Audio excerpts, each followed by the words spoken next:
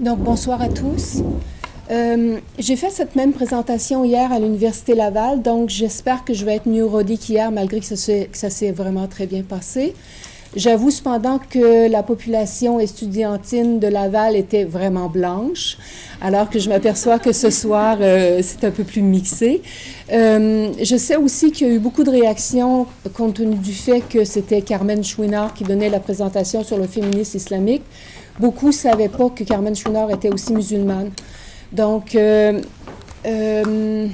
voilà, je suis musulmane, québécoise de souche.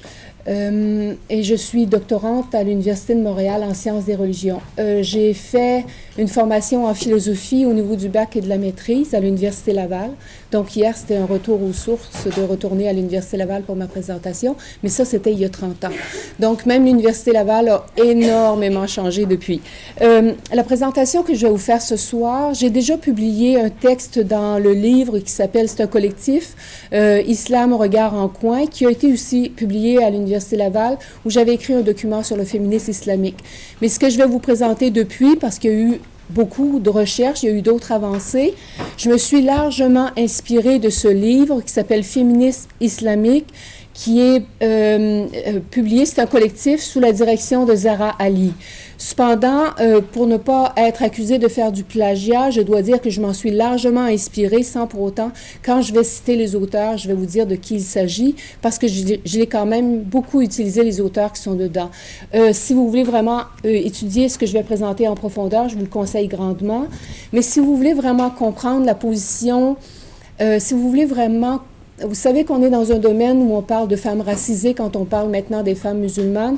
Si vous voulez vraiment comprendre le quotidien d'une femme musulmane, pas d'une vieille comme moi puis qui est convertie, mais d'une jeune qui arrive au Québec et puis qui a à vivre avec la société québécoise, je vous invite grandement à lire le livre de Asma Ibn Zahir qui s'appelle « Chronique d'une musulmane indignée ».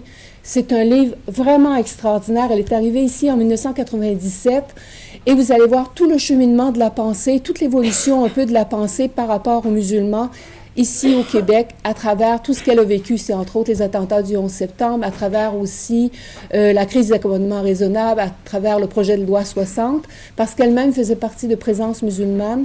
Donc, je pense que c'est bien de voir comment quelqu'un ici, une jeune, surtout parce que je vois que l'Assemblée est jeune, si vous voulez vraiment comprendre de l'intérieur ce que vivent les jeunes musulmans et particulièrement les jeunes musulmanes, je vous invite donc à lire le livre de Asma Ibn Zahir. Donc, pour commencer, qui d'entre vous a entendu la déclaration il y a quelques semaines de la ministre de la Condition féminine au Québec? Est-ce qu'il y en a quelques-uns d'entre vous? Bon, est-ce que vous avez été surpris de la déclaration de la ministre? Pour prendre sa défense, je vais prendre sa défense un tout petit peu, elle est de la génération de ma petite sœur.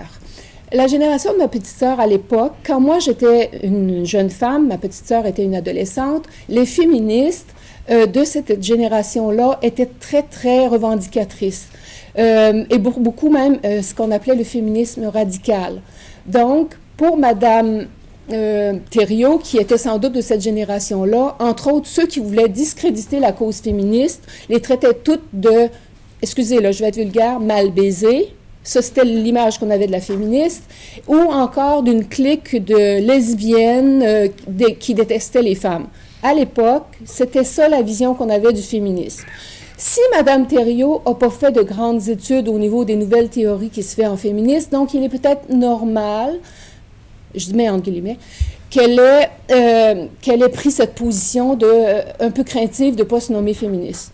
Mais je dirais à Mme Thériault de refaire ses classes, parce que depuis, la pensée féministe et les théories féministes ont énormément changé.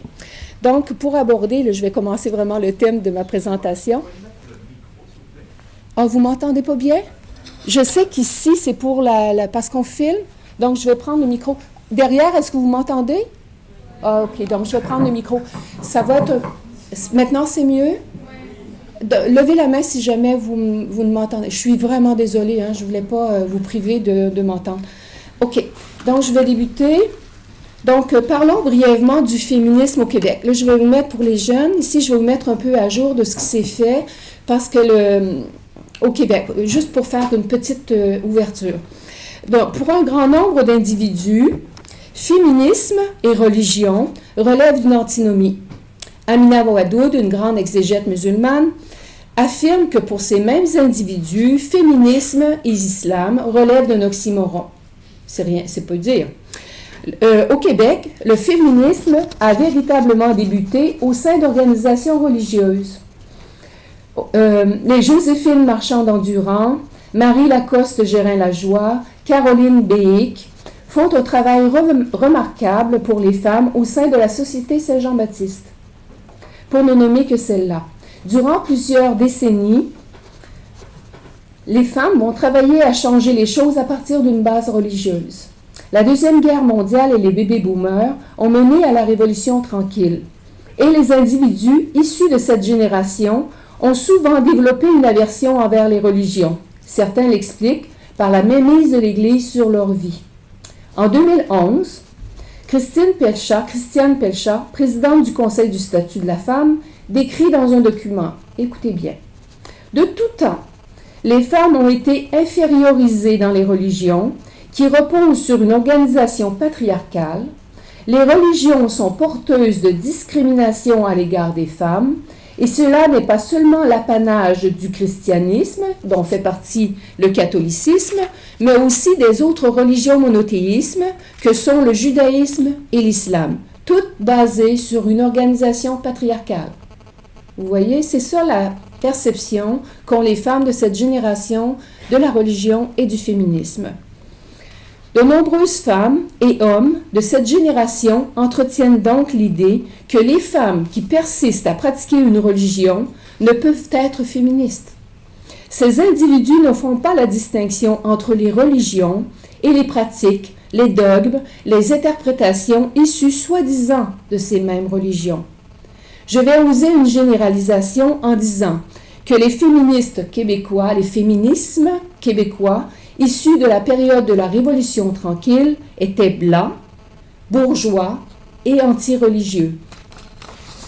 Vers les années 1990, les féministes occidentales, dont les féministes québécoises, commencent à s'interroger sur leurs pratiques. Le black feminism, les féminismes des femmes autochtones et des femmes immigrantes les interpellent. Des notions telles que le post-colonialisme et l'intersectionnalité apparaissent. Combien d'entre vous êtes à l'aise avec la notion de l'intersectionnalité? OK, c'est pas la moyenne. Je vais vous donner une petite idée, juste pour vous éclairer. Je vais vous donner un exemple. Comptez avec moi. Vous êtes une femme noire, issue d'une classe défavorisée, d'un certain âge, ayant un handicap et portant le foulard. Combien d'oppressions cette femme risque-t-elle de subir? C'est ça l'intersectionnalité. C'est-à-dire que dépendamment de votre couleur, dépendamment de votre classe sociale, dépendamment de votre sexe, dépendamment de votre handicap, dépendamment de votre âge, dépendamment de votre apparence, et ça c'est les hommes pour les femmes là. Particulièrement pour les femmes, c'est autre chose, parce que déjà, on est une classe à part. Mais dépendamment de ça, vous avez des niveaux de discrimination, des niveaux d'oppression. On va appeler l'intersectionnalité des oppressions. Donc, c'est à ça qu'on appelle, pour les féminismes, déjà, on commence à tenir compte de ces formes d'oppression. Ces nouvelles lectures participent à la visibilité d'autres féminismes, dont celui des femmes croyantes. Ces femmes qui travaillent à l'intérieur même des religions pour changer les choses. On cherche rarement à identifier les femmes chrétiennes, juives, bouddhistes, hindoues par leur religion. Pourtant, c'est le lot des femmes musulmanes. Pour plusieurs, elles n'ont qu'une identité, celle d'être musulmanes. Et le plus souvent, on impute à l'islam une influence fondamentale sur leurs conditions de vie. Or, il y a autant de sociétés musulmanes que de modèles de femmes musulmanes. Les femmes musulmanes sont les représentantes d'une hétérogénéité socio-culturelle importante, qu'ont en commun, en effet, une Malaisienne et une Yéménite, une Afghane et une Québécoise musulmane de souche. Et pourtant, on parle des femmes musulmanes comme d'un bloc monolithique. Nous tenterons, je dis bien, nous tenterons ce soir de décoloniser et de déconstruire l'essentialisation du féminisme et de l'islam. Pour ce faire, il faut s'entendre sur les termes. Alors que l'on parle du christianisme, du judaïsme, comme de l'idéologie des personnes pratiquant la religion chrétienne et la religion juive, aujourd'hui, quand on parle de l'islamisme, on ne parle plus de l'idéologie des personnes pratiquant l'islam. Islamisme est devenu un terme péjoratif, identifiant les personnes désirant instaurer une théocratie. Il est difficile de dire quand ce terme est devenu péjoratif, mais tel qu'utilisé présentement, il contribue aux amalgames. Donc, l'islamisme, pour qu'on se comprenne ce soir dans ce que nous allons parler, sert à désigner les musulmans voulant instaurer un gouvernement religieux. Et les islamistes sont ceux qui militent en faveur d'un gouvernement religieux où la charia sera appliquée. Plus tard, je vais vous expliquer ce qu'est la charia. Ici encore, on fait rapidement l'amalgame entre islamisme, radicalisme, fondamentalisme et terrorisme. Donc, qu'en est-il maintenant du féminisme dans le monde musulman? Parce que je mets vraiment monde musulman entre parenthèses. Combien d'entre vous savent que parmi la population musulmane mondiale, les Arabes ne comptent que pour 20%? Oh, wow! Vous devenez assister souvent aux conférences ici du Moyen-Orient. Bravo! Vous savez que pour beaucoup de gens, les Afghans, les Pakistanais, les Turcs, les Iraniens, c'est tous des Arabes. Donc, vous voyez, déjà, le fait que vous sachiez cette distinction, c'est déjà c'est déjà un plus.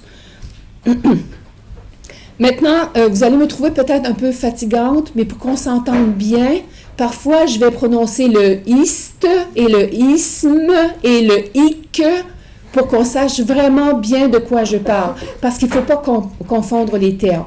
Donc, comment s'articule l'égalité des sexes, à l'intérieur du cadre religieux musulman?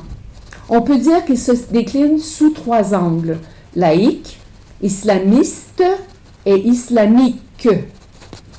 Les pays dits musulmans sont largement sécularisés selon les propos même de Pierre-Jean Luizard. Pierre-Jean Luizard a écrit « Laïcité autoritaire en terre d'islam ». Je me réfère à son livre quand il dit les pays musulmans donc sont largement sécularisés. Certains ont utilisé une laïcité autoritaire pour y parvenir. On peut penser à Mustafa Kemal en Turquie, à Saddam Hussein en Irak, à Mohammad Reza Pahlavi en Iran. Cette sécularisation a favorisé le féminisme laïque.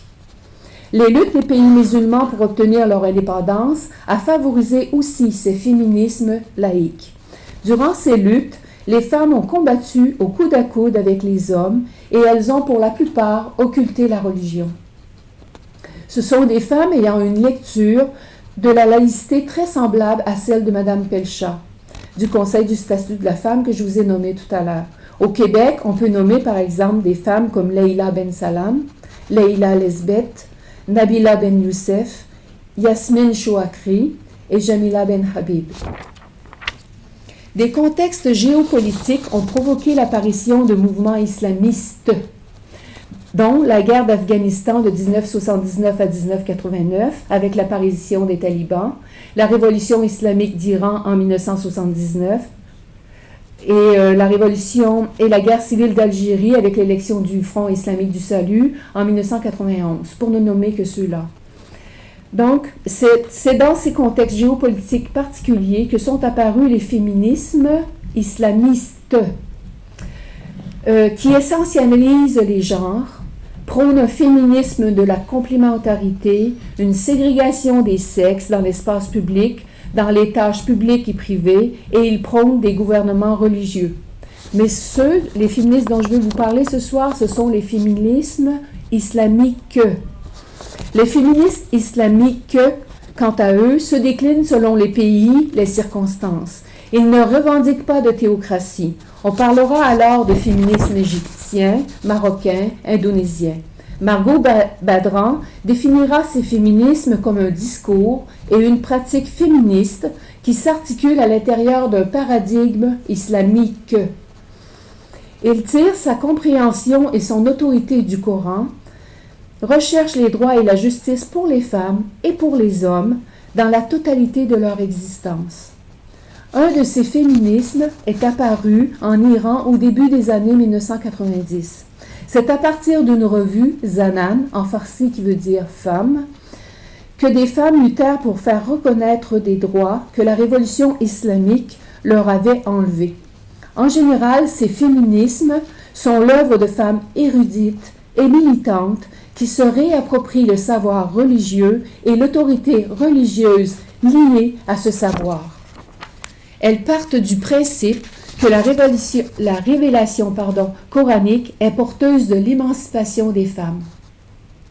Du temps du prophète Mohammed, les femmes furent nombreuses à porter la connaissance de cette égalité et à dénoncer les pratiques sexistes et patriarcales dans lesquelles elles vivaient.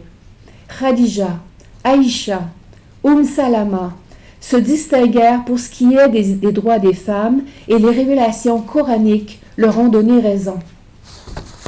Deux des grands savants de l'islam sunnite, Al-Shafi de l'école Shafite, de Ibn Hanbal de l'école Hanbalite, ont reçu la grande partie de leur enseignement de l'une des plus grandes savantes de leur époque, Nafisa bin al-Hussein ibn Ali, épouse de Ja'far as-Sadiq, lui-même fondateur de l'école de jurisprudence ja'farite dont les chiites duodécimains. L'historien Ibn Hajar a répertorié pas moins de 300 femmes savantes en sciences islamiques au IIIe siècle de l'Hégire. Qui connaît ces femmes? Où sont passés leurs écrits? De nombreux auteurs affirment que peu après la mort du prophète, le patriarcat s'est lentement réinstallé.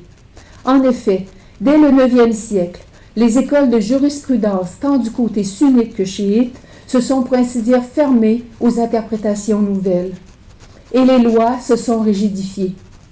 Nombre de savants de la loi étaient à la solde des gouvernements en place, faisant passer au premier plan les besoins de ces gouvernements et la servitude du peuple. Au XIXe siècle, des réformistes font leur apparition. Jamal el-Din al-Afghani, Mohamed Abdou, Mohamed Iqbal réinvestissent la jurisprudence en utilisant l'ijtihad, c'est-à-dire l'effort de réflexion personnelle. Ils remettent l'islam dans son contexte de temps et d'espace, actualisent la pensée et dénoncent la sacralisation des anciens savants et des écoles de jurisprudence qui ont figé l'interprétation. Alors que le Coran invite à aller chercher le savoir, peu importe où il se trouve, l'éducation a périclité dans de nombreuses sociétés musulmanes. La colonisation a ajouté son empreinte sur les femmes. Elles sont alors prises en otage entre un discours colonisateur censé leur apporter la civilisation en les libérant des carcans religieux oppresseurs et un discours nationaliste et traditionnaliste qui font d'elles le premier rempart d'une identité islamique assiégée. C'est une citation de Asma Lamrabet. Lors des guerres d'indépendance, des femmes ont travaillé à défendre leurs droits, mais dans peu de cas, elles ont véritablement obtenu leur émancipation. Cependant, elles ont eu droit à l'éducation. L'accès à l'éducation des femmes a favorisé cette réflexion féministe. Avec la montée des islamismes, dont les féminismes islamistes, des femmes cherchèrent à utiliser la référence religieuse pour contrer les prétentions au gouvernement religieux. Elles ne pouvaient plus se contenter du discours islamique traditionnel, et elles n'hésitaient pas à remettre en question l'orthodoxie religieuse. Comme les féminismes occidentaux, ces féminismes islamiques revendiquent non seulement l'égalité des sexes, mais aussi une plus grande justice sociale. Ces femmes cumulent souvent une double, parfois même une triple formation, le plus souvent en sciences religieuses et en sciences sociales, afin de donner une lecture autre du Coran et des hadiths. Elles remettent en question le modèle occidental du féminisme qui a occulté les femmes croyantes. Ces réformatrices ont ciblé 3 zones d'études. Entre autres, elles font une interprétation féminine du fiqh, c'est-à-dire la jurisprudence, souvent en partenariat avec les savants musulmans. Ici, je vais vous citer Ziba Mir Husseini. Je vous avais dit tout à l'heure que j'allais vous expliquer la différence entre la charia et le fiqh. Je vais vous donner maintenant la définition que Ziba Mir Husseini va en donner. La charia, signifiant littéralement la voie qui mène à Dieu, est selon la croyance musulmane la totalité de la volonté divine telle qu'elle a été révélée au prophète Mohammed. Le fiqh, c'est la science de la jurisprudence, signifie littéralement compréhension, est la tentative humaine de discerner et d'extraire les règles de la loi à partir des sources sacrées de l'islam, c'est-à-dire le Coran et la Sunna. La Sunna étant le comportement du prophète tel que rapporté par les hadiths, les paroles du prophète. En d'autres termes, alors que la charia est sacrée, universelle, éternelle, le fiqh est humain et comme tout autre système de jurisprudence est sujet au changement. Le fiqh est faussement assimilé à la charia dans les discours populaires musulmans, mais aussi par les politiques et les spécialistes académiques et juridiques, et ce, à des fins idéologiques. Ainsi, ce que les islamistes et d'autres affirment être l'autorité de la charia, par conséquent divine et infaillible, est le résultat du fiqh, qui sont patriarcaux dans l'esprit comme dans la lettre, sont fréquemment invoqués comme relevant de la loi de Dieu, comme un moyen de réduire au silence et de frustrer la recherche de la justice universelle par les musulmans, où justice et égalité juridique sont intrinsèques. En d'autres termes, la charia est l'idéal transcendant qui incarne la justice de l'islam et l'esprit des révélations coraniques. Cet idéal transcendant qui condamne toute relation d'exploitation et de domination est à la base de la quête de justice des femmes musulmanes et de la critique des constructions patriarcales, des relations de genre que l'on peut trouver non seulement dans le vaste corpus des textes jurisprudentiels, mais aussi dans les lois positives dont on prétend que leur origine se trouve dans les textes sacrés. Donc, je reprends. Ces réformistes ont ciblé 3 zones d'études. Donc, je disais une interprétation féminine du fiqh, une réécriture aussi de l'histoire des femmes musulmanes qui leur redonne leur juste place dans l'histoire. Rappelons-nous l'historien Ibn Jabbar dont j'ai parlé auparavant et qui a répertorié au moins 300 femmes savantes. Aussi, la 3e fois, l'élaboration d'une pensée féminine ou féministe globale axée sur le monothéisme musulman, le tawhid, principe fondateur de l'égalité entre les sexes. Dieu est impartial envers ses créatures, selon un principe de justice et de miséricorde. Ceux qui s'approprient ce pouvoir pour dominer femmes et enfants s'approprient une autorité qui n'appartient qu'à Dieu. La pensée féministe reste l'apanage d'un groupe au départ restreint, mais graduellement, cette pensée se démocratise et diverses mouvances féministes voient le jour à partir de ces études. Le féminisme, longtemps boudé comme conception occidentale, est graduellement repris par les femmes musulmanes. Les frontières entre militantes laïques et islamistes ont favorisé le féminisme islamique, qui font le pont entre les premières et les secondes. Le rapport aux textes sacrés, dont le Coran et la Sunna, est au cœur des divergences entre les féministes islamiques. Selon Zahra Ali, 3 postures différentes se dessinent. La posture dite réformatrice traditionnelle est la plus répandue parmi les oulémas musulmans aux vues les plus égalitaristes. Pour ceux-ci, femmes et hommes sont égaux spirituellement, mais leur particularité biologique les pousse à assumer des rôles différents et à avoir des droits et des devoirs non pas égaux, mais équivalents. Les femmes sont perçues à travers leur rôle de fille, épouse, mère à l'intérieur du cadre familial. Ce fut un premier pas, selon moi. L'œuvre majeure de cette période est le livre de Abdel Halim Abou Shukra, La libération de la femme au temps de la révélation. Maintenant, la 2e posture, qui est la posture dite réformiste radicale. Appelle, on ne parle pas de radicalisation, là, ici on appelle d'une posture radicale. Appelle à une réforme en profondeur, intégrant les sciences sociales, à l'élaboration de la jurisprudence islamique sur les questions de genre. Comme la précédente, elle est attachée aux sources religieuses et à leur sacralité, mais elle questionne les sources du fiqh, de la jurisprudence, et les savants de la jurisprudence. Les sujets, femmes et hommes, ne sont plus appréhendés en termes de droits et de devoirs, pas plus qu'en termes de contextes culturels et sociaux. On remet en cause l'imprégnation patriarcale et sexiste de la constitution même de la jurisprudence musulmane. De cette posture, on peut retenir deux auteurs, Asma Barlas et son livre Believing Woman in Islam, Unreading Patriarchal Interpretations of the Quran, publié en 2002. De même que Amina Wadoud et son livre Inside the Gender Jihad Women's Reform in Islam, publié en 2006.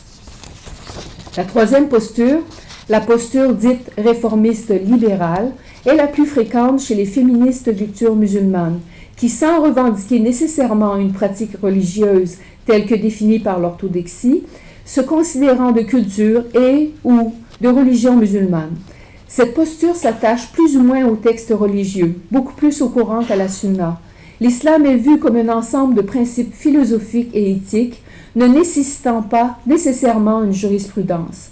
Les tenantes de cette posture appréhendent les rapports sociaux de sexe comme construction sociale et la conception musulmane traditionnelle comme une déformation patriarcale du fondement égalitaire des sexes. Fatima Mernissi est la représentante par excellence de ce courant. Les herméneutiques féministes des versets coraniques ont permis aux exégètes d'extirper les histoires fausses qui proviennent de la tradition et non du Coran, de répertorier tous les versets qui prônent l'égalité entre les femmes et les hommes, et enfin de contextualiser les versets qui évoquent les différences biologiques des femmes et des hommes pour contrer les justifications de la supériorité masculine. Il faut faire la distinction cependant entre les versets à portée universelle, comme par exemple les principes de justice, d'équité, la raison, la sagesse, et les versets à portée circonstancielle qui, dans le Coran, répondent aux problèmes temporels d'une époque révolue, comme l'esclavage, le butin de guerre, les concubines, les châtiments corporels. On peut observer cependant, et ici je vais citer Asma Lamrabet, on peut observer cependant qu'à travers l'histoire des mondes musulmans, au sujet des femmes, l'exégèse masculine a érigé le spécifique et le contingent en principe universel et a fait abstraction de la grande majorité des versets qui ont établi des droits largement avant-gardistes par rapport à l'esprit qui dominait les valeurs de l'ordre tribalo-clanique de la péninsule arabique. Fin de la citation. Les lectures féministes islamiques font la preuve que l'esprit du texte est adaptable à tous les contextes et à tous les temps. La langue arabe, comme la langue française, font passer le neutre au masculin. Or, cette façon de procéder a toujours favorisé les lectures machistes. Je m'explique. En français, il n'y a pas de neutre. Or, si vous demandez à un musulman, qu'est-ce que c'est Dieu? Est-ce que Dieu est masculin ou féminin? La grande majorité vont vous dire, mais voyons, Dieu est ni masculin ni féminin. Or, en arabe comme en français, la langue arabe n'a pas de neutre. Or, très souvent, quand on parle de Dieu, on parle au masculin. Et quand on parle des attributs de Dieu, très souvent, on va les ajouter au masculin. Or, le naf, dont sont issus les hommes et les femmes, est au féminin. Juste une petite digression. N'empêche que, parce que Dieu est au masculin, très longtemps dans l'histoire, les exégètes ont utilisé la supériorité masculine, tenant compte du fait que Dieu était masculin. Et c'est le même processus quand on fait les traductions en français. Malheureusement, il n'y a pas de neutre en français, ni en arabe. Maintenant, quels sont les effets de ces féminismes islamiques? Dans le contexte de la propagande islamiste, ces relectures du Coran peuvent disqualifier l'argumentaire de ces idéologues. Ces féminismes peuvent faciliter l'intégration des nouveaux arrivants à une autre culture afin qu'ils puissent faire la part entre ce qui provient véritablement du religieux et ce qui provient de la culture. Ces féminismes jettent des ponts entre les générations des immigrants et leurs enfants nés à l'extérieur du pays d'origine. Zahra Ali affirme « À la critique politique du féminisme dominant s'ajoute une critique religieuse qui remet en question le présupposé selon lequel toute démarche de libération et d'émancipation des femmes passerait par une mise à distance du religieux. Les féministes musulmanes revendiquent une militance prenant sa source dans la spiritualité musulmane et faisant de l'islam une grille de lecture pour promouvoir l'égalité. Fin de la citation. Le retour de la religion n'est donc pas nécessairement un retour en arrière. Une grande majorité de femmes musulmanes se sentent assises pourtant entre deux chaises. D'une part, les traditions culturelles, d'autre part, une modernité idéalisée censée les libérer. Or, les féminismes islamiques peuvent les libérer de l'un comme de l'autre. C'est mon affirmation. Donc, voici quelques réseaux qui travaillent à la réforme des lois des statuts personnels au sein des pays majoritairement musulmans. En Malaisie, l'organisme Sister in Islam, fondé en 1987, pratique la formation et l'information des femmes musulmanes pour défendre leurs droits auprès des autorités civiles. Women Living Under Muslim Laws, femmes sous les lois musulmanes, fondée en 1986 par 9 femmes originaires d'Algérie, du Maroc, du Soudan, d'Iran, d'île Maurice, de Tanzanie, du Bangladesh et du Pakistan, soutiennent la lutte des femmes dans de nombreuses régions musulmanes. Moussawa, fondée en 2009 pour défendre l'égalité au sein des familles musulmanes, et cela dans 50 pays à travers le monde. En Occident, la militance s'oriente pour la défense des femmes musulmanes contre les diverses discriminations avec lesquelles elles doivent composer et les informe sur le droit en islam. Aux États-Unis, Karama, Muslim Women Lawyers for Human Rights, c'est avocates musulmanes pour les droits humains, font ce travail. En Europe et au Québec, Présence musulmane a aussi participé à la formation de nombreuses femmes et hommes afin de prendre la défense des musulmans en terre occidentale. En conclusion, c'est en reconnaissant la pluralité des modalités d'émancipation féminine que les femmes seront véritablement empathiques à toutes leurs causes. Le féminisme islamique est un féministe postcolonial dans la lignée du Black Feminism. Ces féministes font le lien entre racisme, impérialisme et colonialisme, par lequel le féminisme blanc, bourgeois et anti-religieux est ou fut influencé. Ces féminismes remettent en cause les modalités des luttes suggérées par les femmes occidentales, souvent porteuses de racisme, et elles suggèrent que si les conditions de vie des femmes diffèrent, les revendications doivent aussi être différentes. Je vous remercie.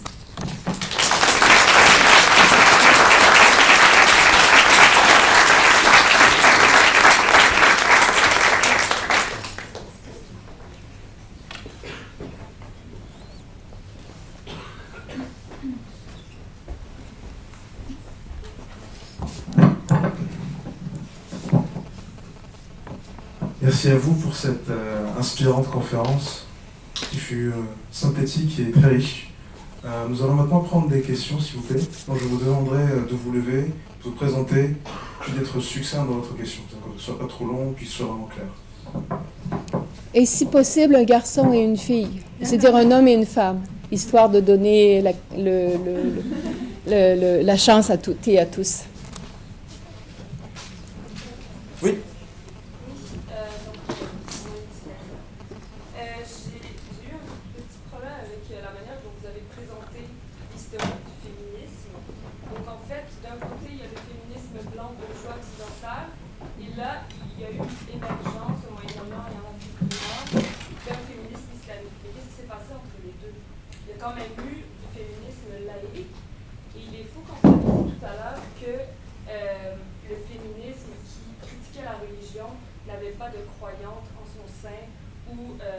Refusait totalement qu'une personne soit et féministe et croyante, alors qu'en Afrique du Nord, en Algérie par exemple, il y avait des femmes qui étaient musulmanes et aussi féministes laïques. Donc, pourquoi avez-vous occulté toute cette dimension-là de l'histoire du féminisme en Afrique du Nord et au Moyen-Orient? D'abord, quand je vous ai parlé des femmes qui avaient occulté blanc et tout, je vous parlais et je ne vous parle pas de tous les féministes même au Québec, mais je vous parle de les féministes de la génération du bébé boomer, en général, ont occulté les femmes qui étaient croyantes. Ça, c'est ce que moi j'ai observé ici au Québec. Et d'ailleurs, ma thèse de doctorat porte sur les féministes des religions abrahamiques, des femmes croyantes ici au Québec, et c'est un fait longuement observé. Pour les féministes de cette génération, elles demandaient, entre autres, aux femmes qui étaient croyantes, elles ne pouvaient pas faire partie de leur association, ou sinon elles devaient oublier qu'elles étaient croyantes. Vous voyez, à peu près pas oublier, mais faire fi de leurs croyances. D'accord? Et j'ai parlé tout à l'heure quand j'ai parlé du féminisme dans le monde musulman, j'ai parlé des féministes laïques et que lors de la colonisation, ces femmes-là avaient combattu coude à coude avec les... Et elles continuent de faire... J'ai pas voulu occulter. J'ai 35 minutes pour faire ma présentation et bien sûr, j'ai pas fait le... Mais j'ai voulu mettre en contexte ici ce qui se faisait parce que mes études à moi portent sur ce qui se faisait ici. Et ce qui m'intéresse, moi, c'est de présenter aux femmes d'ici, musulmanes, ce qui s'est fait au Québec et ce à quoi elles ont à composer. D'où j'ai fait la présentation de ce qui se faisait ici, mais je ne veux pas non plus occulter ce qui s'est fait là-bas. Le féminisme laïque, en terre musulmane, a largement été, et je l'ai mentionné, même les femmes ici, parmi les femmes ici, entre autres, qui ont appuyé le projet de loi 60, il y avait énormément de femmes d'origine musulmane que j'ai mentionnées, qui ont fait un travail de démonisation même des féministes islamiques.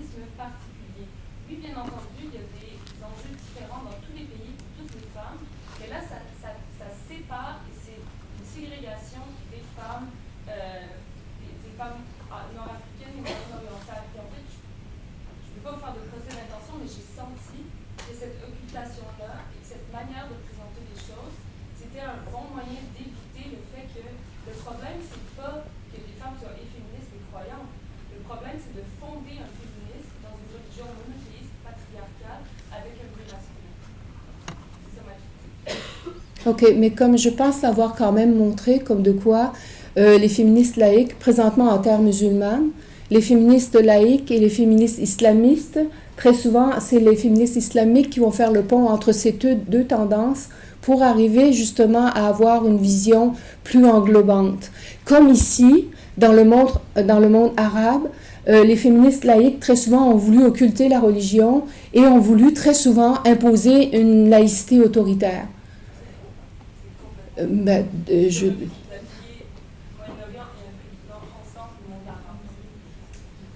on n'entrera pas, comme je vous dis, je ne veux pas non plus discréditer ce que vous dites. Au contraire, je suis tout à fait... on peut avoir des visions différentes, mais il y a eu quand même une de ces vagues... vous pourrez entendre d'autres féministes qui, justement, vont aussi dénoncer ce que les féministes laïques ont fait en voulant justement occulter. Mais je ne dis pas que c'est l'ensemble. Je ne fais pas de généralisation, là. N'empêche que dans une présentation de 35 minutes, il faut quand même que je fasse, malgré tout, une forme de généralisation et d'occulter une partie aussi de ce qui est fait. Mais je vous donne tout à fait raison, comme de quoi il y a eu des féministes aussi, laïques, qui ont voulu faire un travail pour reconnaître le droit de toutes les femmes. Comme ici au Québec, il y a des féministes laïques qui reconnaissent aussi l'apport des féminismes des femmes croyantes.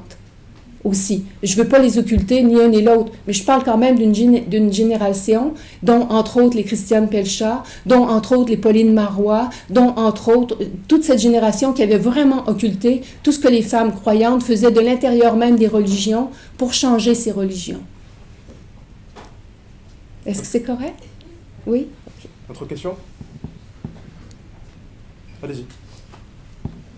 Oui. Moi, c'est juste pour revenir entre vos deux points. Moi, je pense que c'est une question de point de vue, qu'il y a deux manières de voir les choses, parce que je pense qu'en fait, avant les années 50, par exemple en Égypte, il y avait un féminisme laïque. Puisque je ne sais pas si vous avez déjà vu le discours que Nasser avait fait, il était contre le voile. Il disait aux gens, dites à vos maris, eux, de porter le voile, comme c'était pas logique ni concevable du tout. Après, ça a évolué, parce qu'il y a eu un retour du religieux. Ce retour du religieux a été dû au colonialisme, justement, qui a fait que, en fait, les pays musulmans se méfiaient en fait de l'Occident et se méfiaient du féminisme qui venait de l'Occident. on pensait en fait, on faisait penser aux femmes justement à tort, parce qu'on voulait justement les confiner dans leur situation d'infériorité. On voulait leur faire croire que ce féminisme qui venait de l'Occident était une menace. Était une menace, que ça allait leur faire perdre leur valeur, qu'elles allaient s'éloigner, etc. Mais c'est vraiment la même chose, et je suis d'accord avec son point, il ne devrait pas y avoir plusieurs féminismes. Il devrait y avoir le même. Mais le problème, c'est que quand on rentre islamisme avec ça, on ne peut pas avoir le même féminisme, c'est pas possible, parce qu'on n'a pas les mêmes valeurs, on n'a pas les mêmes choses qu'on peut défendre. On est toujours bloqué par un aspect religieux. Moi, j'avais une question par rapport, vous avez dit tout à l'heure, c'était marrant par rapport à Dieu, vous avez dit que en islam, on différenciait masculin et féminin. Vous avez dit que c'est dans le fiqh, c'est ça? Oui. Non, la langue elle-même n'a pas de neutre, ce qui fait que très souvent, la jurisprudence va utiliser le masculin comme faisant référence à Dieu, comme si le masculin allait de soi avec Dieu, parce que Dieu est en masculin. Normalement, c'était utilisé en féminin ou il me semble, non? Vous n'avez pas dit ça? C'est moi qui ai mal entendu, c'est bon. Non. C'est ça. OK, mais votre question, c'était juste pour un commentaire porté à ce que la dame avait dit. D'accord, merci beaucoup. Oui? S'il vous plaît. J'avais une question. Ouais, OK. Ben, moi, je vais changer de sujet. En fait, moi, j'avais une question. Vous avez fait vous avez parlé dans le fond, d'une vision, dans le fond, à l'époque où Mohamed était en vie, dont on essayait un peu de repousser le patriarcat, de beaucoup plus faire de place à l'égalité des sexes. Je présume que c'est quelque chose qui est visible, qui peut être lu, reconnu dans le Coran. Est-ce que je ne sais pas si vous êtes capable soit de fournir des exemples à ce moment-là, ou de parler, de mentionner une source quelconque, où ce serait possible de voir des exemples plus concrets de ça, parce qu'on comprend que dans 35 minutes. Il y a plusieurs, entre autres, je vais vous donner juste un exemple, par exemple, comme le droit à l'héritage. Beaucoup vont dire que l'islam n'est pas égalitaire parce que dans une situation, le garçon va recevoir, par exemple, un homme décède, il a juste un fils et une fille, et le garçon va recevoir 2 fois l'héritage de sa sœur. Beaucoup ont dit, vous voyez, c'est pas égalitaire. Sauf que ils prennent ça dans un contexte donné, sans aller voir l'ensemble qui veut aussi que ce même garçon, dans un contexte patriarcal tel, ce même garçon, quand il va se marier, va devoir donner la moitié de son héritage à son épouse. Et sa sœur, elle, quand elle va se marier, va recevoir aussi la moitié de son héritage. Ce qui fait que les femmes vont avoir un plein héritage, alors que les hommes vont toujours n'avoir qu'un demi. Mais pris dans le contexte tel qu'il est dit coraniquement parlant, plusieurs vont dire, vous voyez, c'est pas égalitaire. Mais parce qu'ils ne prennent qu'une chose et ne font pas l'ensemble de la compréhension. Juste le droit à l'héritage. Vous savez qu'au 6e siècle, et que même ici au Québec, prenons juste ici au Québec, les femmes ont commencé à avoir droit à l'héritage au 19e siècle. Là, on est au 6e siècle. Là. Donc, comme le témoignage, je vais vous donner un autre exemple, le témoignage. Dans un contexte donné, qui est une situation commerciale, on demande que 2 femmes témoignent et un homme. Donc, beaucoup de jurisprudence ont dit, vous voyez, le témoignage de 2 femmes vaut le témoignage d'un homme. Or, ils oublient de dire que dans d'autres contextes, comme par exemple, une femme est accusée d'adultère. L'homme ne peut pas produire 4 témoins. Et, à ce moment-là, on appelle un homme religieux pour séparer la cause, pour défendre la cause. Et là, la femme va dire devant Dieu, je jure devant Dieu que je n'ai pas commis l'adultère. Et l'homme va dire, je jure devant Dieu que ma femme a commis l'adultère. OK? Mais là, les deux témoignages valent la même. Là, on ne peut pas prouver l'un comme on ne peut pas prouver l'autre et la femme va être absoute. Là, dans cette circonstance, les 2 témoignages sont les mêmes. Pourtant, si vous observez toute la jurisprudence qui a été faite, ils l'ont fait à partir d'un contingent qui voulait que 2 femmes, lors d'une transaction commerciale, témoignent pour un homme. Et ils ont toutes fait la jurisprudence à partir de cet élément-là, plutôt que l'autre où les 2 témoignages étaient le même. C'est dans ce sens-là que je vous dis que, selon moi, selon la lecture que je fais et plusieurs font, le Coran est émancipateur pour les femmes. Mais, à cause d'une certaine jurisprudence, on a fait en sorte de transposer ça pour même la jurisprudence, faire en sorte d'ajouter au patriarcat. Oui, mais ça ne répond pas vraiment à ma question, au sens où vous ne fournissez pas d'exemple. Dans le fond, ce que vous me dites, c'est qu'il ne faut pas faire de lecture il faut prendre le texte dans son contexte. Ça, je suis entièrement d'accord. Puis c'est la même chose. Moi, j'ai plus étudié la Bible. Je sais que c'est exactement la même chose avec la Bible. Il y a toutes sortes de choses qui peuvent ne pas avoir complètement bon sens. Je suis d'accord, mais je vois pas en quoi c'est une preuve que le texte est un texte égalitaire. Que je vois pas en quoi ça vient expliquer qu'à l'époque de Mohammed, à l'époque où il était en vie, je vois pas en quoi ça vient prouver en fait qu'à cette époque-là, on essayait de se défaire un peu du patriarcat puis qu'il y avait une culture plus égalitaire, parce que c'est ce que vous avez affirmé. Oui, mais je ne vais pas vous prouver ça, là. Ben, vous l'affirmez en conférence, je pense que c'est quand vous affirmez quelque chose dans une conférence de Mais dites-moi honnêtement, comment je vais vous prouver ça? Voulez-vous qu'on s'assoie ensemble puis qu'on lise ensemble le Coran puis que je vous en fasse la preuve? À partir de tout ce que j'ai fait là, à partir, comme je vous dis, ne serait-ce que je vais prendre le principe fondateur du monothéisme qui est le tawhid. Partons du principe, là on va faire abstraction du Coran, on va faire abstraction de la Bible, on va faire abstraction des Upanishads, on va faire abstraction. Partons du principe que Dieu est impartial. Partons du principe que Dieu est parfait. Partons du principe et toute justice. Comment Dieu pourrait permettre qu'il y ait discrimination entre les hommes et les femmes? C'est ça le principe du tawhid. Alors les femmes du féminisme islamique vont reprendre ce concept de l'unicité de Dieu et vont dire si Dieu est juste, si Dieu est parfait, si Dieu est impartial, comment pourrait-il faire la discrimination entre les hommes et les femmes? C'est juste une petite façon de fonctionner. Mais à partir de cette façon de faire, on peut relire au complet le Coran et refaire une lecture autre de ce que les juristes patriarcaux ont fait. D'où l'importance du féminisme islamique et d'où une relecture qui peut faire en sorte, à partir même du Coran, là, qu'on peut prouver que le Coran défend l'égalité entre les sexes. Je ne peux pas aller plus loin, à moins que vous voulez qu'on fasse une séance ensemble pour qu'on lise ensemble le Coran. Ouais, si vous m'y invitez, je vais le faire. Ce sera avec plaisir. Ce sera avec plaisir.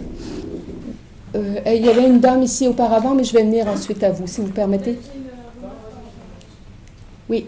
Bonjour, merci beaucoup déjà. Et après, moi, ma question, elle est moins élaborée, j'ai l'impression, que toutes celles que j'ai posées.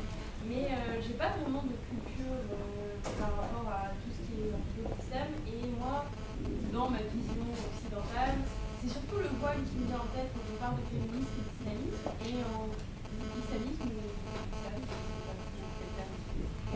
et c'est quoi votre vision là-dessus? Est-ce que je conçois totalement, et j'espère bien que une femme est portée le voile, mais après par rapport à la burqa et par rapport à tout ce qui vient après, est-ce que là on peut se revendiquer être féministe et porter la burqa? Ou est-ce que c'est... Là encore, je peux vous donner ma lecture que je fais. Ok, je ne peux pas vous donner la lecture que font, mais je peux vous donner la lecture que moi je fais. Il y a 3 sourates dans le Coran qui demandent aux femmes de se recouvrir d'un tissu quelconque. Et il y a 3 termes. Et dans aucun cas, on utilise entre autres le terme hijab. Dans aucun cas. Hijab, c'est littéralement traduit, c'est voile. Dans aucun de ces cas-là, on utilise le terme hijab. On utilise qamar, on utilise... J'ai oublié, il y a peut-être quelqu'un ici. Il y a 3, mais les 3 fois, dans aucun des cas, on utilise le terme hijab. Le fait que les Arabes eux-mêmes utilisent le terme hijab là, pour nommer ce que je porte, là, c'est approprié. Parce que le hijab, c'est un voile. Je m'excuse, moi, je ne suis pas une femme voilée. Je suis une femme qui porte un foulard. Je porte un tissu qui recouvre ma tête, mes épaules et mon cou. Ça, c'est une chose. Et ça, il y a trois versets dans le Coran qui appellent à ça. Mais c'est pas décrit... comment je dirais, c'est pas décrit de façon formelle. Ce qui fait que certaines vont porter comme ça, certaines vont porter comme ça, donc ça laisse place à l'imagination ou à l'identité, ou en tout cas. Bon, n'empêche qu'il y a quand même 3 versets. Maintenant, pour ce qui s'agit de la burqa, il n'y a aucun texte coranique qui demande de se couvrir le visage. Pour appuyer mon dire, je vais même vous dire que quand on fait le Hajj, c'est le pèlerinage à la Mecque, qui est un des 5 piliers de l'islam et le plus grand, le moment le plus important dans la vie d'un musulman au niveau de la pratique. Durant le Hajj, il est interdit aux femmes de se couvrir le visage. Or, S'il est interdit aux femmes de se couvrir le visage, qui est dans un moment qui est le plus pieux, comment peuvent-elles revendiquer le fait que se couvrir le visage est un signe de piété? Ça, c'est ma logique, là. Bon. Et même la lecture que moi je fais du foulard, c'est ma lecture, c'est ma compréhension. Je ne saurais l'imposer à quiconque. Cependant, comme je ne saurais l'imposer à quiconque, je ne voudrais pas non plus qu'on m'impose à moi de l'enlever. Moi, je suis en faveur que celles qui veulent le portent, et je suis en faveur aussi que celles qui ne veulent pas le porter ne le portent pas. Ça, c'est ma lecture que je fais. Et si je peux prouver, j'ai 4 filles et aucune ne porte le foulard. C'est ma lecture, je ne l'imposerai pas à quiconque, mais je continue de penser que c'est ma lecture et que j'y ai droit. Vous voyez? Mais c'est là, et c'est là le plus loin où je peux imposer, je ne peux l'imposer qu'à moi-même et pas à autrui. Et ça, c'est selon moi ce que l'islam nous enseigne. À partir du moment où on est mukallaf, c'est dire responsable devant Dieu, c'est dire habituellement à l'âge adulte, où on devient adulte responsable devant Dieu, même les parents ne peuvent plus imposer. Alors, ni les gouvernements, ni le frère, ni le père, ni le mari, ni quiconque ne peut imposer à une femme sa pratique religieuse, ou à un homme, ou à un enfant. À partir du moment où tu es mukallaf, tu deviens responsable devant Dieu de tes faits et gestes. C'est la lecture que moi je fais. Oui, je vous en prie. Allez-y, je vous écoute. Pouvez-vous vous nommer, s'il vous plaît? Moi, je suis dans le dossier, je suis étudiant en travail social. Oui. Par rapport à tout l'ensemble de stéréotypes que j'ai entendu sur l'islam quand j'ai vu la conférence. Parlez plus fort, s'il vous plaît, je vous entends à peine. Je connais rien sur l'islam, mais par rapport au nombre de stage, j'ai entendu des gens parler de l'islam, tout ça, du féminisme. J'ai dit, ah ouais, il y a des conférences, de toute façon, je dois participer comme ça, je pourrais avoir une vie, tout ça, comme étudier. Parce que je fais un stage dans un milieu où il y a rien obligatoire, et donc il y a beaucoup de gens qui vont partout là-bas. En fait, sur la question de l'héritage par rapport à ce que je dis, parce que je vais poser une question, mais je vais y retourner. Parce que pour moi, c'est pas la question de l'héritage qu'il faut regarder. De toute façon, il y a le poids du symbole. De toute façon, par rapport à l'explication que tu donnes sur la question de l'héritage, on voit que la femme ne soit beaucoup plus que les garçons. Mais comment on représente la femme symboliquement dans cela? Par exemple, dans le gouvernement, dans l'éditeur du monde, il y a les femmes qui sont représentées. Mais ça ne veut pas dire qu'il n'y a pas tout un ensemble de reproduction, tout un ensemble de valeurs machistes, sexistes, tout ça. Ce que je veux dire, c'est pas parce que les femmes et la femme fait beaucoup plus que les gars qui fait plus, il n'y a pas de patriarcat, il n'y a pas de sexisme machiste. Ce qui est important, c'est les symboles, comment on représente la femme, regarde tous ces héritages-là. C'est ça. La question que j'ai posée, c'est comment penser le féminisme dans une milieu où c'est le patriarcat qui domine? Parce que moi, dans les textes de base, on appelle ça généralement des textes nuls pour les féministes. Donc c'est des petits brochures qu'on fait pour les gens qui sont nuls. Quand j'ai lu ces documents-là, je vois qu'il y a toute la question, parce que le patriarcat, c'est bien avant même le capitalisme. C'est toute la logique même du féminisme. C'est le patriarcat qu'on prend du doigt. Alors comment penser le féminisme dans un milieu où c'est le patriarcat qui domine, où c'est le patriarcat qui est hégémonique? C'est là. Parce que moi, je ne sais pas exactement si c'est ça. Toutes les discussions, vraiment toutes les régulations qui j'entends. Monsieur, excusez-moi, est-ce que vous pourriez... OK, je comprends bien. Ce que vous voulez me dire, c'est que comment le féminisme peut opérer dans le patriarcat, mais c'est ça la tâche du féminisme. Et puis ici, même au Québec, tant que le patriarcat va exister, il va y avoir des féministes. On n'a pas le choix. Et dans les sociétés où c'est plus patriarcal, les féministes vont devoir travailler plus fort. C'est la réalité. Et dans le monde musulman, elles ont aussi un travail immense à faire. Et elles le font. Oui, l'autre monsieur, je vous écoute. Oui, en fait, je suis étudiant aussi, donc j'ai beaucoup apprécié votre intervention. Par contre, je me posais plus une question, pas sur le fond, parce que vous avez cité un certain nombre d'auteurs qui témoignent donc de votre recherche scientifique et je vous félicite, mais plus par rapport à la forme de votre présentation. Quand j'ai vu que vous étiez doctorante, je m'attendais à une présentation un peu plus objective, quand je me demandais si vous étiez là en tant que chercheur ou en tant que musulmane. Donc vraiment cette impression de mélange de genres dans votre intervention, c'est ça qui m'a un peu disons, questionner. Je voulais juste poser cette question. Je pensais avoir fait une présentation objective. Je suis donc désolée. Comme vous dites, c'est ma lecture, c'est comme ça que dans le Coran. Oui, mais ça, c'est parce que là, je réponds à une présentation spécifique à une question. Ce que j'ai présenté là, c'est une recherche là, qui est faite là. Mais dans mes réponses, quand je dis c'est ma lecture, c'est parce que je ne peux pas répondre pour l'ensemble de... Donc, je réponds pour moi-même. Ce texte est fait à partir de recherches sérieuses. Mais quand moi, je vous réponds en tant que féministe islamique. Et même, voilà, c'est dans ce sens-là, oui. Mais aviez-vous une question? OK. Donc, mon texte, je l'espère, était on n'est jamais objectif, hein? Donc, était, je l'espère, le moins subjectif possible, mais mes réponses vont être très subjectives. C'est en tant que femme musulmane, prônant un féminisme islamique, que je vous réponds. D'accord. Où on était rendu avec les questions? Oui, avec monsieur en prestation. Où c'était? Oui, je vous écoute, monsieur. Pour votre présentation, en tout cas, moi je m'appelle Nicolas. Pouvez-vous parler plus fort? Oui. Est-ce qu'il n'y a pas moyen d'avoir un micro? Ou peut-être, je vais vous passer mon micro, et puis venez, s'il vous plaît, parce que honnêtement, j'aimerais que tout le monde comprenne vos questions. Est-ce que vous pourriez vous mettre? On va mettre...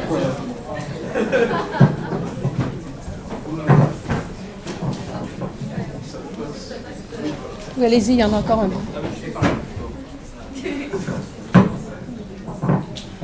Je cause énormément de dérangements. Non, mais c'est bien que la salle entende aussi les questions.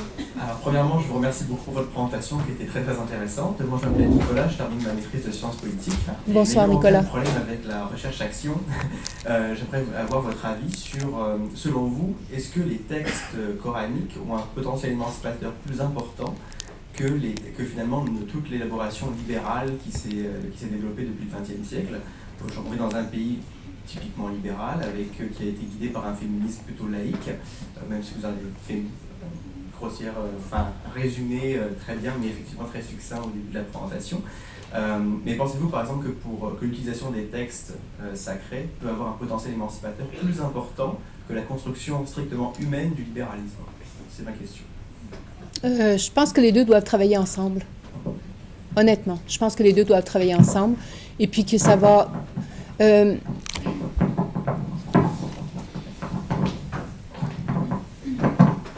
pense que la meilleure façon de faire, c'est pas de s'ignorer. C'est vraiment de travailler ensemble, puis de faire en sorte que finalement tout le monde, qu'on soit laïque, islamique ou même islamiste, en général, on veut travailler pour le bien-être de tous. Donc, on a tout à gagner à travailler ensemble puis à collaborer ensemble. Je suis aussi membre de la FFQ et j'ai rencontré des femmes extraordinaires qui font un travail chacune de leur côté dans différents autres organismes et puis ils se rejoignent au sein de la FFQ pour faire avancer les choses. Je pense que c'est la meilleure façon de faire. On ne peut pas toute seule dans son coin faire de grands changements, alors que si on se met tout ensemble, je pense, parce que dans le fond, tout ce qu'on veut, c'est que finalement, les hommes et les femmes travaillent coude à coude, puis qu'on fasse avancer ensemble vers une meilleure justice sociale. Donc, si on fait ça, ben moi, je dis bravo. Et puis, je suis certain que beaucoup des hommes ici sont aussi féministes. Puis, ils sont fiers de le dire. Puis, ils sont fiers, en tout cas. Mais même les femmes, on a aussi, nous aussi, beaucoup de travail à faire, ne serait-ce qu'au niveau de l'étude des méthodes et puis la façon de procéder. Et puis, je pense qu'on a tout à gagner. Et puis, de dire que non, moi, je ne suis pas féministe, je suis plutôt égalitariste, mais je pense qu'on dit n'importe quoi et la même chose, là. Mais enfin, c'est ça. Donc, on a tout à gagner, je pense, à travailler ensemble. Moi, j'y crois beaucoup à la collaboration. On peut ne pas avoir tout à fait les mêmes moyens, mais quand le but est le même, ben, ça y est. D'autres questions? Oui, vous avez déjà eu une intervention. Peut-être je vais laisser la dame pour revenir, celles qui ont fait l'intervention. Oui. Aurélie Girard. Bonjour, Aurélie. Merci pour votre présentation que j'ai trouvée personnellement très objective. Je vous remercie aussi pour vos interventions par la suite qui, à la suite des réponses aux questions, s'est inspiré de votre expérience personnelle. Je vous remercie d'avoir fait cette distinction-là. Je l'ai bien comprise personnellement. Merci. Ma question, suite à certaines interventions, j'ai perçu dans le langage de certains de mes camarades, qu'il n'existait qu'une seule forme de féminisme. Intervention à laquelle je m'oppose fermement parce que je pense qu'il faut au contraire faire preuve d'ouverture, faire preuve de reconnaissance des différences. Comment exercer un dialogue avec des personnes, des gens, des camarades dans un milieu militant qui vont affirmer qu'il n'existe qu'une seule et unique forme de féminisme.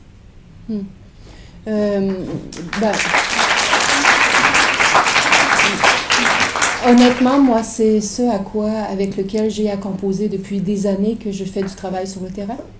Et avec les femmes de ma génération, malheureusement, on ne peut pas être féministe et croyante. Ce que j'ai dit en début de mon texte. Pour elles, c'est une antinomie. Ça ne peut pas exister. Alors, je ne peux pas non plus faire du travail de convaincre. J'ai autre chose à faire dans la vie, entre vous et moi. N'empêche, je me dis, tant pis. Je rencontre des jeunes qui ont plus d'ouverture d'esprit, puis je me dis peut-être que c'est cette génération-là qui va faire que les choses vont changer davantage. On ne peut pas non plus s'acharner à convaincre. Il n'y a pas plus sourd que celui qui ne veut pas entendre.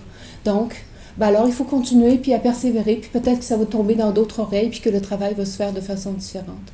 Mais moi, en tout cas, je fais partie d'un groupe de dialogue interreligieux aussi qui s'appelle Mariam. On fait un travail de dialogue interreligieux entre les femmes croyantes chrétiennes, féministes, et des femmes musulmanes croyantes aussi, féministes, qui se disent aussi féministes.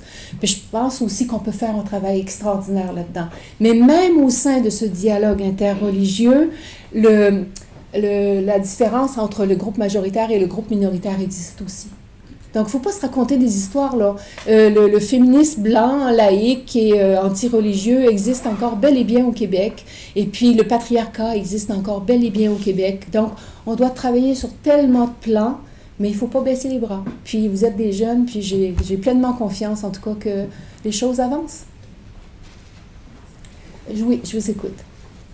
Moi, je voudrais d'abord répondre à la question que je cherchais un exemple pour l'islam, l'égalité en islam. Mais en fait, déjà, il faut savoir que le prophète Mohammed, est-ce que vous pouvez... Oui, pourriez-vous passer parce que tout le monde puisse entendre ce qu'elle raconte.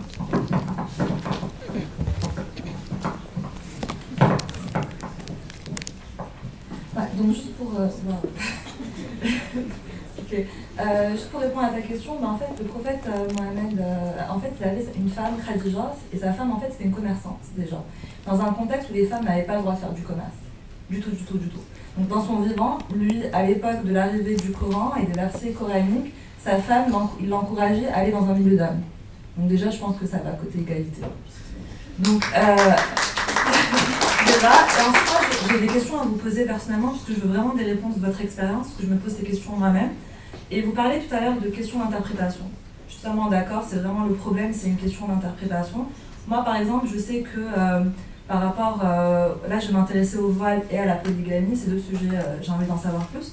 Donc moi, j'ai entendu que par rapport au voile, en fait, les femmes avant, elles voulaient, en fait, il n'y avait pas assez d'hommes, vu qu'ils mouraient au combat. Et en fait, elles étaient obligées, il y avait vraiment des femmes courageuses, elles voulaient aussi aller avec les hommes au combat, histoire qu'il y ait même effectif. Et en fait, ces femmes-là, vu que les hommes mettaient une espèce de turban, elles mettaient elles aussi une espèce de voile. Et on m'a expliqué que c'était le début des ères du voile. Est-ce que c'est vrai ou c'est totalement faux? Cet aspect-là, je ne le connais pas du tout, honnêtement. Cependant, moi, on me dit que du temps du prophète, vous savez que quand il y avait des guerres, puis les guerres tribales au sein de la péninsule arabique, c'était monnaie courante. Et les prisonniers de guerre devenaient donc esclaves. Et les femmes esclaves se promenaient toujours de la taille au bas des jambes, elles étaient couvertes, mais elles se promenaient toujours la poitrine nue. Et beaucoup se sont convertis à l'islam. Donc, pour protéger, pour démocratiser ça, et que seules les femmes nobles, entre autres, se couvraient. Alors, ça a été ce que moi j'ai lu. Il y en a peut-être d'autres, mais ce que j'ai lu, moi, c'était pour une façon de démocratiser, pour permettre, et surtout pour protéger ces femmes-là qui étaient toujours esclaves, pour les protéger d'être abusées ou d'être regardées et tout. On avait demandé à toutes les femmes à ce moment-là qui étaient musulmanes de se couvrir. Donc, c'était comme une forme de démocratisation de la protection parce qu'on parle aussi d'un contexte où il fait chaud, là. Donc, bien sûr, ces femmes-là, puis aussi, dans toute société où les gens sont foncés, ils vont aimer le pâle. Dans toutes les sociétés où il y a le pâle, on va aimer le foncé. On assiste à ça ici, les gens vont se faire bronzer ici pour avoir le teint foncé. Mais dans les sociétés de l'époque, Les femmes nobles, même très souvent, ne sortaient pas durant la journée pour garder leur teint clair. Voilà, exactement. Et donc, et celles qui sortaient, elles se recouvraient vraiment de façon, même elles descendaient leur tissu ici pour protéger leur visage, parce que la beauté, c'était de rester blanche comme la colombe, vous voyez. Donc, les femmes esclaves étaient par le fait même, parce que toujours exposées au soleil, avaient le teint très, très foncé. Donc, c'était moins bien vu et ainsi de suite. Donc, vous voyez, le foulard, mais ça, c'est une des lectures. Il peut y avoir tellement d'autres lectures.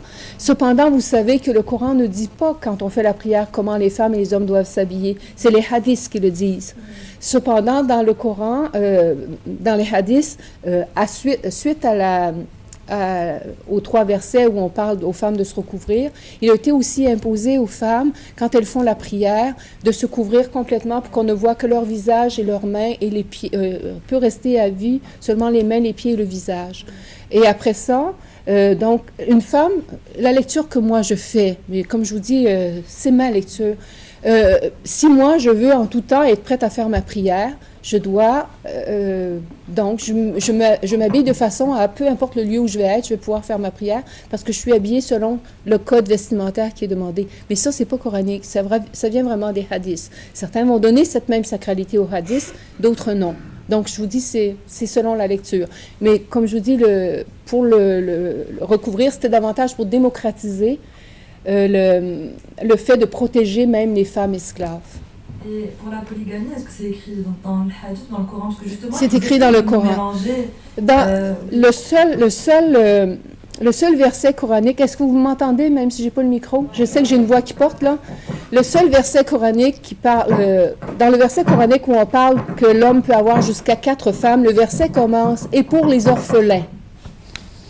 Le verset commence « Et pour les orphelins ». Dans la majorité des cas où les gens vont prôner la polygamie, ils font omission de ce verset-là. Or, parce que certains vont traduire par orphelin ou orpheline, dans ce contexte-là donné, vous savez que quand le verset est venu, le prophète avait déjà 9 femmes. Le prophète a été monogame pendant toutes les années où Khadija a vécu. C'est vraiment à la mort du prophète et quand il a immigré à Médine qu'il a pris d'autres femmes. Et très souvent, à part Aïcha, elles étaient toutes ou bien divorcées ou bien veuves. Et c'était vraiment pour faire là encore, c'était vraiment dans le cas de faire des liens avec différentes tribus pour rassembler les tribus. C'était vraiment dans un but de rassemblement des tribus. Ça, c'est ma lecture, mais c'est aussi la lecture que plusieurs auteurs font aussi de ce cas-là. Mais on revient au verset sur les 4 femmes. Il est dit donc dans le verset, « Et pour les orphelins et les orphelines, il vous est permis de prendre 1, 2, 3 ou jusqu'à 4 femmes. Mais si vous ne pouvez pas être juste entre toutes, alors une seule. » Donc le verset ne prône pas la polygamie. Il dit dans un contexte donné, dans le cas où il y a des orphelins ou des veuves ou ainsi de suite. Donc on parle d'un contexte où il y a des guerres, où les femmes se retrouvent en minorité, et dans un contexte patriarcal où elles n'ont pas de protection, où il faut qu'elles aient une protection masculine, il est permis aux hommes de prendre ces femmes-là afin de leur donner une protection. Mais les gens ont utilisé ce contexte donné pour généraliser la polygamie. Vous voyez? Ou même, même certains sultans à l'époque ont même permis, parce que vous savez que les concubines, c'est-à-dire les esclaves qu'on avait, les gens avaient droit d'avoir de l'activité sexuelle avec leurs esclaves. Parce que c'était leurs esclaves. L'islam a été une des premières religions à abolir l'esclavage. Mais, malgré tout ça, il y avait des sultans qui avaient un nombre incroyable d'esclaves, femmes, qu'on appelait des concubines, qu'ils utilisaient comme esclaves sexuels, finalement. Ça va à l'encontre de l'islam. Mais, au nom de, soi-disant, ce verset, on avait étendu la polygamie. Aujourd'hui, dans un contexte où il n'y a plus de guerre, dans un contexte où il y a des lois qui permettent aux femmes d'avoir du secours matériel, pourquoi la polygamie existerait encore? Donc, mais je vais reprendre aussi pour ajouter, dans un contexte, prenons maintenant que nous sommes en Afghanistan, dans un contexte excessivement patriarcal encore, où les femmes n'ont pas de protecteurs masculins. Moi-même, je suis obligée de reconnaître que peut-être aujourd'hui encore, en Afghanistan, dans un contexte donné, c'est peut-être mieux que les femmes aient elle soit la deuxième ou la troisième épouse pour se protéger, pour avoir au moins un protecteur masculin. Mais c'est dans un contexte donné, dans une situation donnée.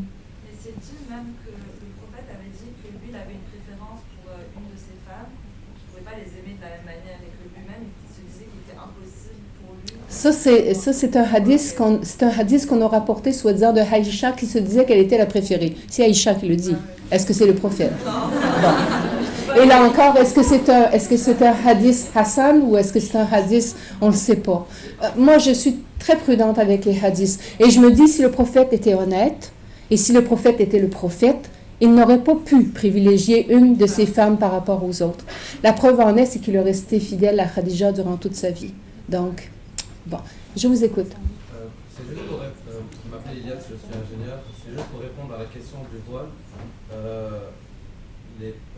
Dans le magazine Zaman, il y a une historienne, je pense tunisienne, si je ne m'abuse. Elle a écrit un article qui s'appelle Le voile musulman malgré lui. Elle répertorie que les origines du voile remontent à des origines assyriennes en Mésopotamie, quelques 1200 ans avant Jésus-Christ. Donc, et par la suite, il a été repris par des religions monothéistes, premièrement par le judaïsme. On le retrouve encore chez des femmes orthodoxes qui se cachent la tête juste pour montrer leurs cheveux aux hommes. Ensuite, par le christianisme et par l'islam. Donc, je me ferai une joie de partager l'article sur le mur, mais simplement, et je rebondirai sur une question, comment, dans une société qui est très matérialiste et qui s'arrête sur le symbole, comment la femme peut être émancipée de ses choix personnels et qu'on arrête enfin de lui dire pourquoi tu mets ça ou enlève ça ou montre ceci. Oui, je suis tout à fait d'accord avec vous. Je suis tout à fait d'accord avec vous. Si vraiment on veut laisser la liberté à tous, ben laissons aussi aux femmes qui veulent le porter de le porter, et laissons aussi les femmes qui veulent se promener avec les fesses à l'air, de se promener les fesses à l'air. C'est ma lecture. Je ne sais plus trop qui est. Bonsoir.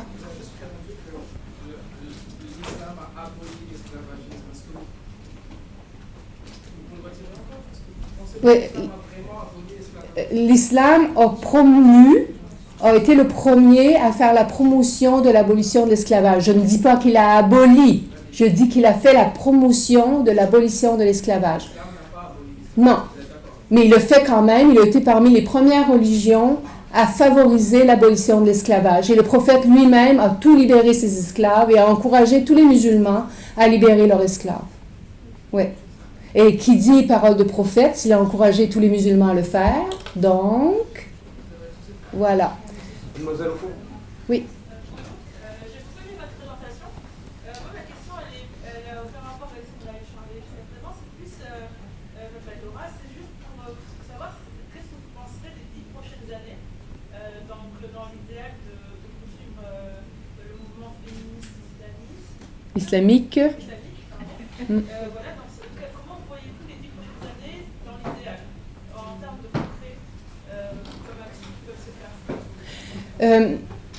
Moi, je pense que, dépendamment des pays, c'est aux femmes de ces pays-là de faire le travail. C'est pas moi ici qui peux le faire à leur place. Et c'est pas nous ici, depuis notre bon Canada, qui allons dire aux femmes là-bas comment le faire. Vous voyez un peu à quoi je veux faire référence. Cependant, ici, je continue de penser, moi en tout cas personnellement, je suis militante, je travaille au sein de divers organismes et je fais des présentations comme ce soir pour changer l'image qu'on peut avoir de l'islam, parce que je continue de penser que l'islam, comme toute autre religion, est une belle religion, mais que les contextes donnés géopolitiques font que, bien sûr, on fait l'amalgame entre l'islam, la religion et les pratiques musulmanes, et ça a des aspects parfois horribles. Donc, moi, je fais ma petite part. Mais je vois les jeunes qui montent et je vois le travail qui est fait et je pense que c'est plutôt positif. Et je pense, moi, je suis une vieille maintenant, mais la relève est bonne et je vois parmi les jeunes des gens qui sont vraiment inspirés, qui ont vraiment ils font une étude sérieuse et puis je suis plutôt positive. Oui. Quel travail, quelle étude, quelle action en fait? Parce que je ne connais pas vraiment, je ne suis pas informée sur qu'est-ce qui se passe actuellement en fait. Mais le travail herméneutique qui a été fait a déjà été fait. Si vous êtes à l'aise en anglais, je pourrais vous citer 50 auteurs féministes maintenant islamiques qui ont fait le travail herméneutique, qui fait que tous les passages coraniques qui peuvent sembler inégalitaires, ces femmes-là les ont étudiés et ont trouvé réponse. En tout cas, on fait une lecture égalitaire de ces versets. Donc déjà, le travail est fait. On n'a pas besoin de réétudier la langue arabe et de tout faire ce travail qu'elles ont fait. On a déjà les documents. Donc les femmes qui veulent avoir l'argumentaire, qui veulent avoir les éléments, le travail est déjà fait. Déjà, ça, c'est un point. Maintenant, le travail, que ce soit pour les Malaisiennes, que ce soit pour les Indonésiennes, que ce soit pour les Pakistanaises, que ce soit pour les femmes musulmanes en Inde, en Turquie ou ailleurs, c'est sur le terrain. Pardon, je suis en train de frapper le micro. C'est sur le terrain, c'est sur les... c'est dans le contexte même des lois, auprès des gouvernements qu'elles ont à faire leur place. Et moi, je ne peux pas faire ça à leur place. Mais elles le font déjà. Et je pense qu'il faut leur lever notre chapeau parce qu'elles le font déjà. Mademoiselle au fond. Vous avez parlé des versets concernant le voile. Je voudrais simplement savoir de quelle sourate vous êtes. Je ne les connais pas par cœur, malheureusement. Si vous voulez, je les ai chez moi. Je pourrais vous me donnerez vos coordonnées, puis je pourrais vous les envoyer et les citer même, où c'est vraiment 3 sourates où on nomme un vêtement dont les femmes doivent se recouvrir. Je pourrais vous les envoyer. Il y en a seulement 3. Oui, mais pour avoir les versets exactement, là, il y a les ayats différents, là, parce que Nour, c'est vraiment une sourate très longue. Si elles veulent trouver exactement, il y a 3 endroits où elles sont. Oui. Monsieur, vous avez dit que vous avez rencontré plusieurs féministes militantes islamiques de partout dans le monde musulman. J'aimerais savoir, est-ce que vous avez eu expérience ou bien est-ce que vous avez déjà rencontré des femmes de l'Arabie Saoudite ou de l'Iran? Et on sait très bien en fait ce qui se passe dans ces 2 pays-là, des femmes qui sont oppressées, à qui on ne donne pas toute la liberté de faire la moindre des choses, par exemple de conduire. Personnellement, je ne connais pas de femmes saoudiennes et je ne suis jamais allée en Arabie Saoudite. Cependant, en 2007, je suis allée en Iran et j'ai rencontré énormément de femmes iraniennes. Vous seriez surprise de ce qui se passe en Iran, contrairement à ce qu'on nous montre ici. Les femmes conduisent, les femmes... Je suis allée à l'université Sharif en Iran.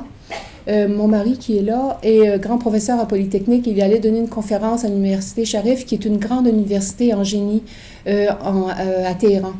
Or, dans le corps professoral de cette université en génie, presque 30% du corps professoral était femmes. À Polytechnique, c'est 3%. Donc, vous voyez, elles sont... Moi, je suis parfaitement d'accord par rapport à ça, parce que je sais qu'au moins l'Iran, il est un peu ouvert par rapport au monde, l'Arabie Saoudite. Mais est-ce que c'est vrai qu'en Iran, les femmes n'ont pas le droit d'enlever le voile parce que ça reste un choix de le mettre ou de Ouais, la révolution islamique a obligé toutes les femmes, même si elles sont chrétiennes ou juives, de porter le foulard. Ouais. Ouais, ils ont obligé. Jusqu'à présent, il y a l'obligation de le mettre. Oui, tout à fait. Mais maintenant, avec les nouvelles élections, on va souhaiter que ça change. Mais c'est à suivre. Mais indépendamment du fait qu'elles portent le foulard, comme je vous dis, elles sont partout, les femmes iraniennes. Moi, j'ai été surprise de voir comment ces femmes-là ont investi la place publique beaucoup plus même qu'ici au Québec. Que soit. Moi, je parle surtout des universités parce qu'on a surtout visité les universités. Elles étaient partout. Mais beaucoup plus qu'ici même au Québec. Donc, je pense qu'on aurait peut-être des choses parfois à apprendre. Mais elles sont obligées de porter le foulard. Quand c'est pas le tchador lui-même, là, vous savez, cette grande tente noire là, dans laquelle elles se promènent. Ouais. Oui. Bonjour. Mon nom est Myriam. Merci pour la conférence déjà. Puis en fait, j'avais une question, mais c'est une question qui est un petit peu épineuse. Puis déjà, je tiens à vous dire que si vous n'êtes pas à l'aise d'en répondre, c'est bien correct.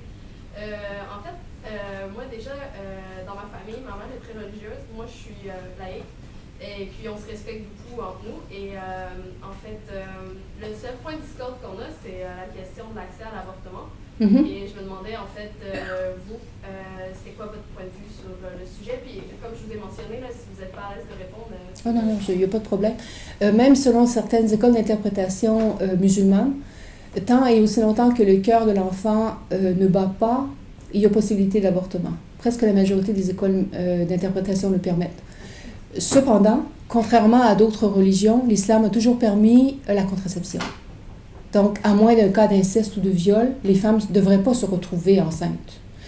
Mais comme je vous dis, la majorité des écoles d'interprétation permettent l'avortement avant que le cœur se mette à battre. Dès que le cœur du fœtus se met à battre, on ne peut plus faire l'avortement. Donc, il y a quand même une certaine ouverture. Personnellement, pour moi-même, je ne pratiquerai pas l'avortement. Mais je vais tout faire, j'ai tout fait, je suis maintenant une vieille, j'ai plus eu de danger de tomber enceinte. J'ai tout fait durant les années où j'étais fertile pour ne jamais avoir à prendre cette décision. Cependant, je continue de penser que le corps d'une femme appartient à la femme indépendamment qu'elle ait été fécondée ou non, et que pour moi-même, je ne le ferai pas, mais je pense que toutes les femmes doivent avoir le choix de concevoir ou de ne pas concevoir. Et s'il y a échec à la contraception, bien, ça reste aussi son choix de vivre sa grossesse ou de ne pas la vivre. Mais comme je vous dis, pour moi-même, je ne le ferai pas. Mais pour les autres femmes, je ne peux pas empêcher de le faire. Et même, je suis d'accord pour qu'on permette qu'elles aient accès gratuitement à ces choses-là. Mais comme je vous dis, ce n'est pas en tant que musulmane que je parle. Là. Je parle juste en termes de femmes vivant au Québec et ainsi de suite. Là. Exactement. Oui. Bonjour, très intéressant, merci beaucoup. Je suis pas étudiante en études de l'islamique, mais une question qui me revient toujours quand je lis beaucoup sur le féminisme et sur l'islam, quand je peux, c'est que je suis très blessée lorsque j'entends qu'on peut encore, selon, marier des très jeunes filles. Et ça, je voudrais savoir où est-ce que dans le Coran, est-ce qu'on peut permettre qu'une enfant de 9-12 ans soit la 4e épouse de quelqu'un. Moi, ça me fend le cœur et ça me révolte vraiment contre l'islam parce que c'est une lecture, nous, qui est complètement en dehors peut-être d'un contexte d'un doctorat ou d'études approfondies. Oui. Même du temps du prophète, mais ça, il n'y a pas de règle dans le Coran, il n'y a pas d'âge non plus qui est donné. Mais on ne peut pas marier quelqu'un avant qu'il soit mukallaf. Mukallaf, ça veut dire avant qu'il soit pubère. Donc, en général, même du temps du prophète, la puberté, ce n'était pas avant 14-15 ans. Alors, on ne peut pas marier une petite fille de 9 ans. Mais 14 ans, c'est quand même une gamine. Oui, bien sûr, on s'entend. N'empêche que dans le contexte, savez-vous quelle était l'espérance de vie au 6e siècle pour les femmes et les hommes? Je conçois ça au même titre que la Vierge Marie, était probablement avec 12-13 ans aussi. Bien là, on est en 2000. Oui. Comment est-ce qu'on peut marier des gamines de 8 ans? Oui, mais c'est ça que je vous dis. Il faut mettre les choses dans le contexte. Le problème, dans une société patriarcale, que ce soit en Afghanistan ou ailleurs, dans une société patriarcale, des hommes s'arrogent le droit, entre autres, comme je l'ai expliqué pour la polygamie, d'avoir aujourd'hui encore jusqu'à 4 femmes, alors que ce n'est pas ce que le Coran dit. Eh bien, aussi, ils s'arrogent le droit de prendre des femmes qui ne sont même pas encore pubères. Est-ce que les féministes et les féministes... Le dénoncent, tout à fait. Tout à fait. La grande majorité des féministes, aujourd'hui, recommandent qu'on ne marie pas les jeunes filles avant l'âge de 18 ans. Et même certaines vont aller jusqu'à 21 ans. Donc, mais ça, il n'y a rien dans le Coran. Comme je vous dis, ce sont les interprètes qui ont permis ces choses. Ce n'est pas même le prophète soi-disant qui aurait marié Aïcha alors qu'elle avait 9 ans. On n'a aucune preuve de ça. Mais semble-t-il qu'elle avait 16 ans quand elle a été mariée. Mais ça, là encore, on n'a pas de preuve. Vous voyez un espoir pour ces changements-là? Est-ce qu'on sent une mouvance dans... Oui, les féministes islamiques qui travaillent aussi, et même les féministes laïques en terre musulmane aussi travaillent pour que l'âge du mariage, dans la majorité même en Afrique du Nord, je crois que l'âge du mariage même est rendu à 16 ou 17 ou 18 ans, dépendamment des pays. En Tunisie, je crois que c'est 18 ans. En tout cas, il y a différents pays où déjà l'âge du mariage a été... Mais, là encore, vous savez très bien que ça, c'est dans la loi. Mais là encore, dans des petits villages, il y a encore des petites filles de 12 ans, de 13 ans qui sont encore... Mais c'est pas l'islam, ça. C'est la culture qui fait que ces choses-là se produisent. Il ne faut pas dire que c'est l'islam.